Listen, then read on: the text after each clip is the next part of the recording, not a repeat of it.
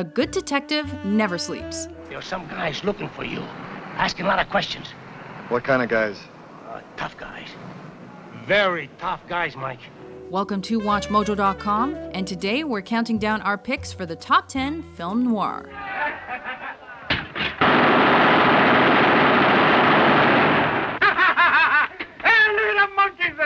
For this list, since experts fail to agree on a standard definition for the genre, we're limiting our choices to gritty, cynical thrillers and crime dramas from the early 40s to late 50s that are shot in black and white. Sorry, Jimmy.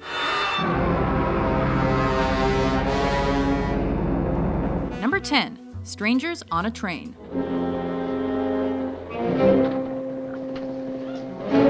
You never know when you're gonna bump wingtips with the wrong fella. Let's say that you'd like to get rid of your wife.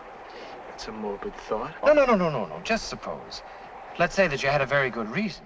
And then, don't you know it, a little chit-chat and a few wild assumptions later, he's murdering your wife and blackmailing you into taking out his rich father. I may be old-fashioned, but I thought murder was against the law. My theory is that everybody is a potential murderer. Alfred Hitchcock's place in film noir history is the subject of debate, but this is one of the few that meets the criteria according to most. With its sinister story, amoral characters, and unspoken secrets, Strangers on a Train is a thriller for the ages.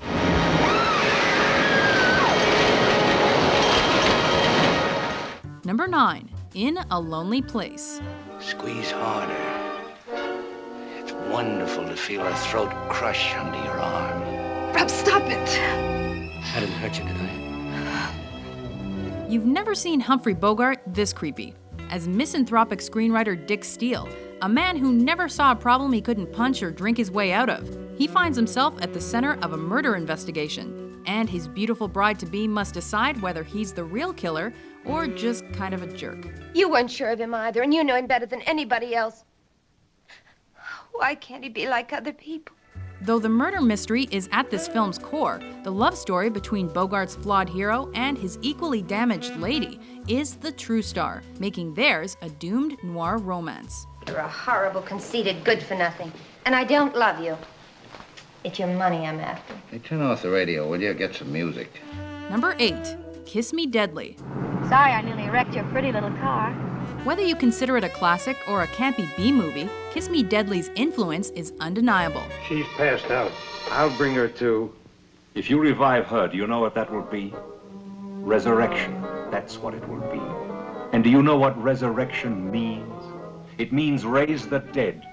Quintessential tough guy Ralph Meeker plays Mike Hammer, a hardened private eye who picks up the wrong hitchhiker. Cloris Leachman wearing not but a trench coat. With a classic movie MacGuffin driving the plot, and inspiring the likes of Repo Man and Pulp Fiction, this late addition to the noir genre blends elements of sci-fi and nihilism to produce a genre-defining effort.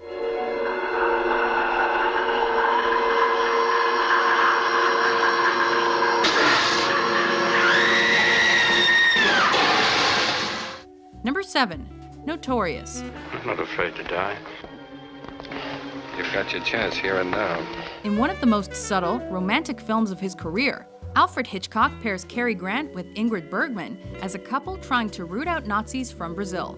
While it combines many of the visual and storytelling aspects central to film noir, experts cannot agree if this spy thriller truly belongs to the genre. Oh, it's quite a jolly little cottage. Let me show you around the place. Later, his nips is on the trail. One reason for this discrepancy is the film's notorious kiss. While many noir films romanced in the shadows, this one plays out for audiences to enjoy. This is a very strange love affair. Why? Maybe the fact that you don't love me. Number 6, The Third Man. Old man, you never should have gone to the police, you know. You ought to leave this thing alone. One of the all-time classics of the genre, The Third Man has a style all its own. Harry, get away. The police are outside. Quick. Anna. With the winding plot twisting its way through Allied-occupied Vienna, the story follows the standard noir characters, the rough-hewn, plain-speaking good guy, the shadowy bad guy, and the beautiful femme fatale.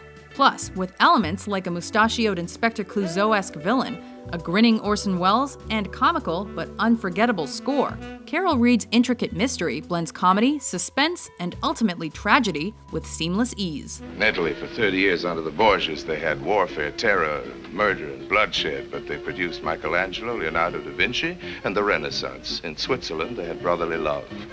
They had 500 years of democracy and peace, and what did that produce? The cuckoo clock. Number 5. Touch of Evil. Do you realize I haven't kissed you in over an hour?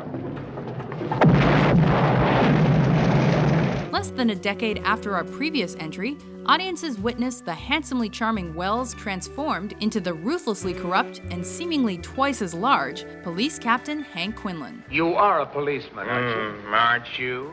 He squares off with Charlton Heston, who is evidently supposed to be Mexican, in what is considered one of the final films in the film noir genre. What do I do? Keep after him, break him! Brace him!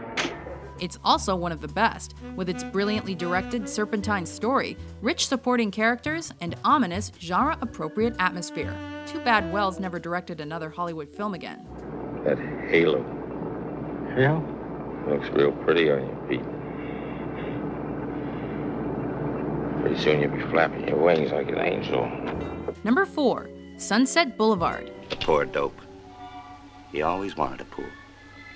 Well, in the end, he got himself a pool. Hollywood dreams die hard. In one of the greatest and most meta films ever, Billy Wilder's Sunset Boulevard features aging former silent movie star Gloria Swanson as agent silent movie star Norma Desmond.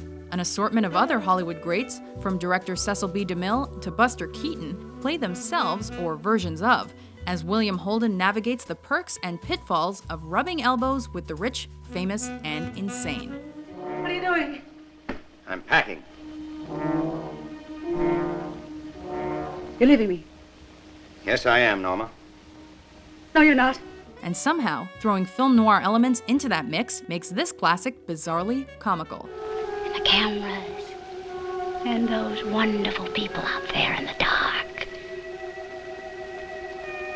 All right, Mr. DeMille, I'm ready for my close-up. Number 3. Double Indemnity. Is there anything I can do? The insurance ran out on the 15th. I'd hate to think of you having a smashed fender or something while you're not fully covered. Oh, how we long for the era when the insurance man came right to your door and tried to seduce your wife, and possibly plotted to kill you. Well, maybe the good old days weren't so perfect. There's something wrong with the Dietrichson case. Why, because he didn't file a claim? Maybe he just didn't have time. Maybe he just didn't know that he was insured. The product of a collaboration between noir titans, writer Raymond Chandler, and director Billy Wilder, and based on a James M. Cain story, Double Indemnity is perhaps the most quintessential noir ever, with its rough language and strong sexual undertones. It's also a reminder to always read the fine print. It isn't the money anymore. It's our necks. We're pulling out, do you understand? Because of what Keys can do? You're not fooling me, Walter. It's because of Lola, what you did to her father. You're afraid she might find out someday, and you can't take it, can you? I said leave her out of this. Number 2. The Big Sleep. Remember I told you I was beginning to like another one of the Sternwoods? I wish you'd show it. That should be awful easy. Based on Chandler's first book to feature the great noir detective Philip Marlowe, and future inspiration for the big Lebowski, this black and white Howard Hawks masterwork sees Humphrey Bogart and Lauren Bacall in the roles they were quote-unquote born to play, as they navigate a convoluted criminal investigation. With more moving parts than a Swiss watch, Marlowe tries to set the record for having the most guns pointed at him without getting shot. You take chances, mister. And, he saves the day by staying cool through impossibly stressful situations. Over here, Canino.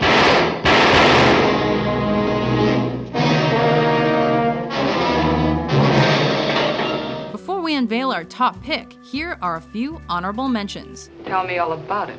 Tramp. Cheap, little, no-good tramp. She said Mr. Emmerich was here in this house with her from 11:30 p.m. to 3 a.m. last Friday night. Is that the statement you made? Yes, sir. Was it the truth? Jeff, you ought to have killed me for what I did a moment ago.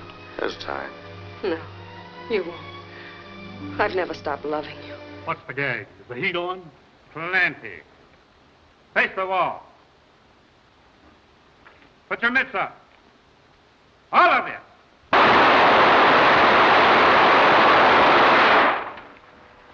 Number 1. The Maltese Falcon.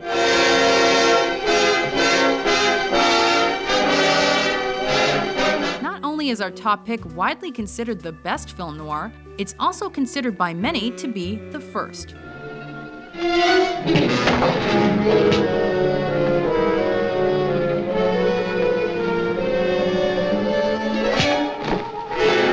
Most amazing of all, it was legendary director John Huston's first feature, made on a B-movie-sized budget and based on a book that had already failed twice on the screen. Starring Humphrey Bogart as, get this, a private detective. Okay, well, the premise might not seem revolutionary, but virtually every aspect of filmmaking was, setting Bogey up for his future successes and setting the standard for film noir. What is it? The stuff that dreams are made of. Do you agree with our list? What noirs make you wish all films could be in black and white? Keep it tuned to WatchMojo.com for more top 10s published every day.